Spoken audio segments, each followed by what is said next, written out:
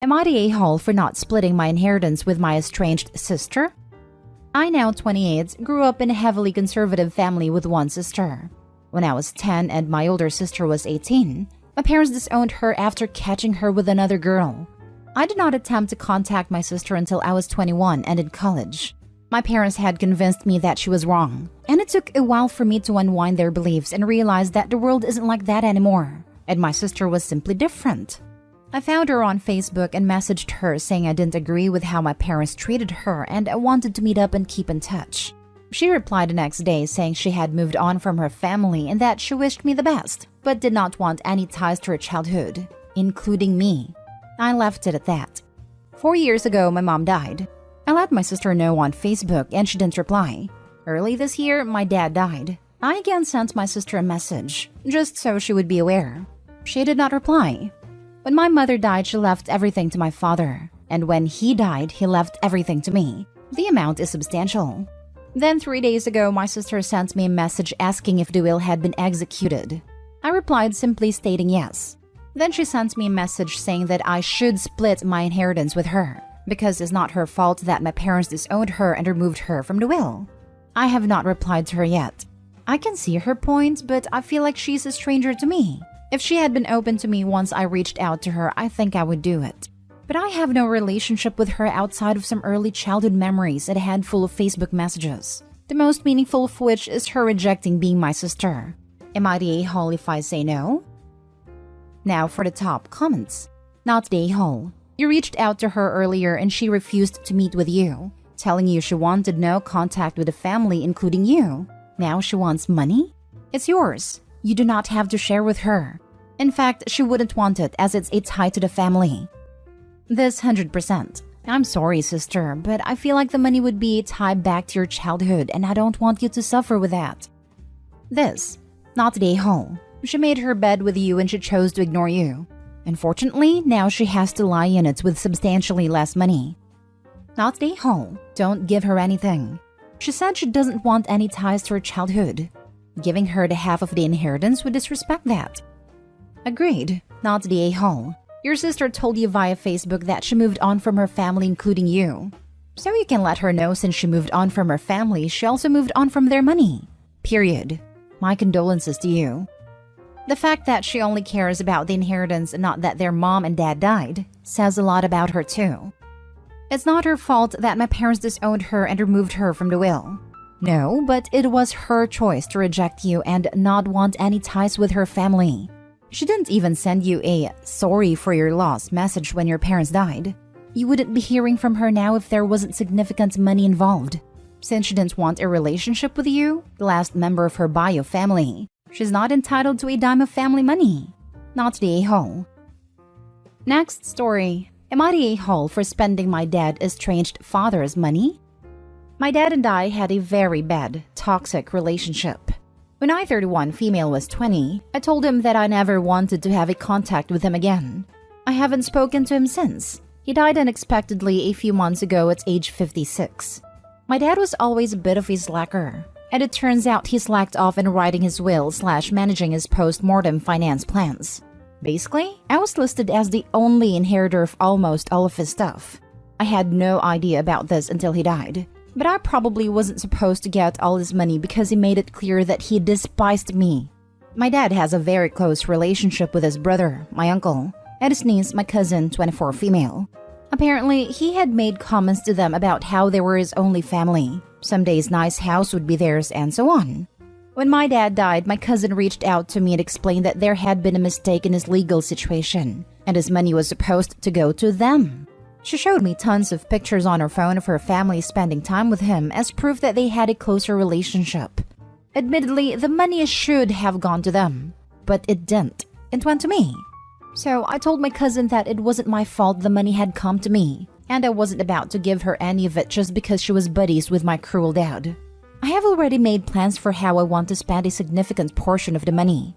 I've paid off my student loans, I'm going to buy a house, and I bought a new car. Nothing too fancy, just something nice. My cousin texted me recently telling me that I was vile for spending the money of a man I hated, a man she loved. I told her that I was sorry for her loss, but it was rightfully my money. I don't feel bad for spending a cent of it. I've talked to plenty of lawyers and the money is legally mine. But morally, I do think I might be an a-hole for spending money that belonged to someone I was estranged from. So, I wanted to ask here, am I the a-hole? Not the a-hole. It's your money. Ignore your cousins. They turned nasty as soon as they were told no. If the money was supposed to go to them, it would have gone to them. Not the a-hole. Your father is to blame for not organizing his affairs at any time. If it were me, I'd probably give his brother some of the money but not all of it. Your father put you through a lot of grief. You should be compensated. How does Opie even know her father wanted them to have any money? Because Uncle and niece said he did? That's not exactly the most reliable testimony. I wish I could upvote this 100 times. I was the inheritor of an estate. He would bring up concerns about me getting by after his death and gave me his will. Still, when he died, the spouse of another family member told me he said he was leaving them money. I knew it wasn't true, but this lie has affected the way I see this branch of the family. Some people will say/claim anything for. Not the a-hole. Not the a-hole. This was on your father. You could make an argument that you're his actual daughter and it's right for you to inherit based on that. And your cousin could make an argument saying that she was closer to him. However, the argument is moot because the one listed to inherit was you. That's what counts. She has no way of knowing whether despite everything that was his intention anyway. And the reason she, and you, don't know that is because he didn't take the time to make his intentions clear, if in fact he did want anything to be done in a non-standard way. If Opie's dad was really that toxic, it also wouldn't shock me if this was his intention, specifically because he knew it would cause strife for Opie after his death too. You might be overthinking this. Certainly he probably didn't expect to die at 56. But he had enough foresight to write a will in the first place, so he could have made the effort to keep it up to date if that was what he desired. But sometimes reality isn't what we expect. He might have regretted his relationship with you. He might have hoped to eventually resolve things. And yes, he might have found some degree of solace with other members of his family but was still keeping the door open for you to return and to mend things up. That wouldn't be an uncommon story. So he never changed the will because he hadn't yet given up on you. So don't consider it an oversight. If not at his death, at one point in his life he wanted you to have everything and put that in writing. You were estranged and your relationship was toxic, but perhaps he didn't despise you as much as you thought. It's your money now, not the a-hole. Next story is titled, Am I the a-hole for picking my daughter's career for her? My daughter, 17 female, has always been a smart girl. She has a huge potential future available for her. She has the ability to become one of the greatest data scientists ever. It's an incredibly rewarding job for her, especially since technology is the way to go for the future and the country we live in is expensive. As a computer scientist myself, I've always loved my job. However, she does not want to be one. I've been influencing her since she was 10. She was initially excited but doesn't want to anymore. She took 2 tech classes in grades 9 and 10 and she isn't taking one in 11th or 12th grade. She says that she wants to be a psychologist and now wants to have a business major. I don't think it's right fit for her, the former, because she doesn't have the social skills needed to become a psychologist. She's autistic.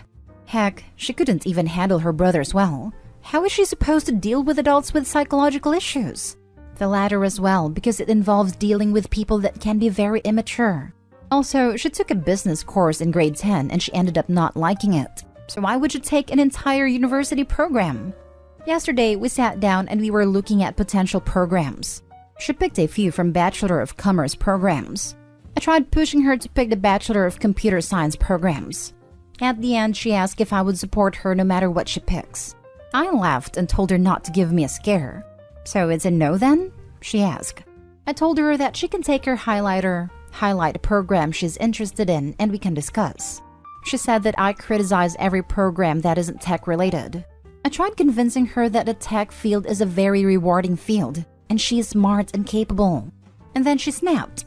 She said that she doesn't care if it's a gold mine and she's capable enough to handle it. She hates the computer tech field, and I've been forcing her to do it for a long time. She says it's her future, not mine, and not everyone wants to be a tech scientist. She asked how I feel if my father tried to push me to the law field since it's a rewarding job despite me having no interest in social sciences. Then she stormed out. At that point, I realized that I may have pushed her too hard. I just want her to have a bright future and no struggles. But I guess went about it the wrong way. Now for the top comments. You're the a-hole. Also, autistic people make great psychologists for other autistic people. I wish that I could find one. Neurotypical psychologists keep trying to cure my autism, and it makes me not want to seek help for my problems. Agreed. We urgently need more neurodivergent psychologists. I have one, and she's a godsend. She's the first person in the field I've felt has understood me. You're the a-hole. Aw, sorry your kid doesn't want to be exactly like you. She's her own person, so let her be. How do you know she has what it takes to be one of the greatest data scientists?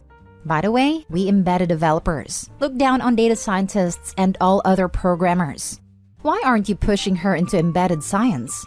They are the greatest. How do I know? Well, I am one, so obviously. Now, do I sound ludicrous? You're the a-hole. Let your daughter be who she wants to be, not what you want her to be. That just sets her up for failure and unhappiness. The worst part is that Opie may well be right, but Opie's daughter will resent her being forced and is likely to rebel against it. If left to her own decisions, with gentle advice that doesn't have a particular agenda, daughter may well have come to the conclusion that a career in tech is for her, but forcing the issue will just make her cross that off the list. The way it reads to me is that exactly has already happened. Opie has pushed their daughter every year since they were 10 to do tech-related things. She may come back to tech eventually and finds that she loves it, but honestly, Opie, every time you condescend other professions or mention tech, it's going to be longer and longer before she even attempts it. Or she's going to stick to her guns in whatever profession she does choose, even if she turns out to hate it, because she wants to show you that it was truly what she was meant to do. Now, for the last story. Am I the a-hole for leaving a family dinner at a restaurant after they put me on the kids' table? I'm 18 male, I'm the youngest of 3 brothers. My older brother, let's call him Leo, has 2 kids, and my middle brother, let's call him Kenny, has twins. I don't have any kids and live by myself, whereas they both have partners. We went to a restaurant today for dinner and they put the kids on one table and the adults on the other. However, there was only space on the adult table for 6 people, meaning one of us had to sit at the kids' table. Me, being the only one without a partner and also being the youngest, was put on the kids' table. I asked why one of my brothers couldn't sit at the kids' table as they actually have kids on the table. My parents said that there was only one space on the kiddie table, so as I'm a loner, I should be on it. They said that they also wanted to get to know the partners a bit more and I could bond with the kids as I don't see them as often as I would like. This all happened whilst we were at a restaurant, so I didn't want to cause a huge scene with shouting and fighting. I politely said that as I have come here to spend time with my parents and brothers, not their kids, and I will be leaving unless I have a spot at the adults' table. They said that they were sorry, but there was no room for me. I then said that I was sorry too, and I left. My brother chased after me saying that he really wanted to see me and spend time with me. And I said that if he wanted to see me that much, you would find room at a table with you. He said that I could still speak with them at the kids' table as they are next to each other. I said I'm sorry, but I don't feel comfortable sitting with a bunch of 5 to 7-year-olds. I told him that you would completely ignore me like you have done before, and the restaurant is loud, so you wouldn't even be able to hear me. I politely thanked him for the invite and said it was nice to see you and enjoy your meal. Then I left. So, am I the a-hole? Not the a-hole. I want to see you. Don't sit with us is a weird way to show he wanted to see you. It sounds like they invited you to babysit for them. I was thinking this. Definitely this. It wasn't that there was no room at the adult table, but that no restaurant would let 4 young children sit at a table without supervision. One of the adults had to sit with the kids, and it's so entirely baffling that none of the kids' parents thought they should be the one to do so. Exactly. They wanted him to babysit because he was younger. They thought, oh, he'd relate to them. I worked at a restaurant called Waffle House. I remembered sitting 3 tables, 2 for adults and 1 for kids. Big party, but no adults sat with kids. So to me, it seemed like they wanted a babysitter. Kids are messy and spilt syrup or ketchup, food and drinks. Not the a-hole. Have you ever noticed that the people who demand you endure a discomfort for the sake of etiquette never stand the slightest discomfort to themselves? You can literally use this rhetorically to anyone who tries to give you grief about this. This. Not a whole OP, but let's call a thing a thing. They wanted to enjoy an evening out at a restaurant without kids. You were not a guest at their dinner. You were their unpaid babysitter for the evening. Parents should not expect other people to take care of their kids for free. They could easily have hired a babysitter for the night, but it was someone's bright idea to not spend money and have you do it for free. Not a whole. It's not that difficult to make a reservation for odd numbers. Seems like this was a predetermined plan that you got surprised with last minute. That always seems to be the case when it comes to me and the family.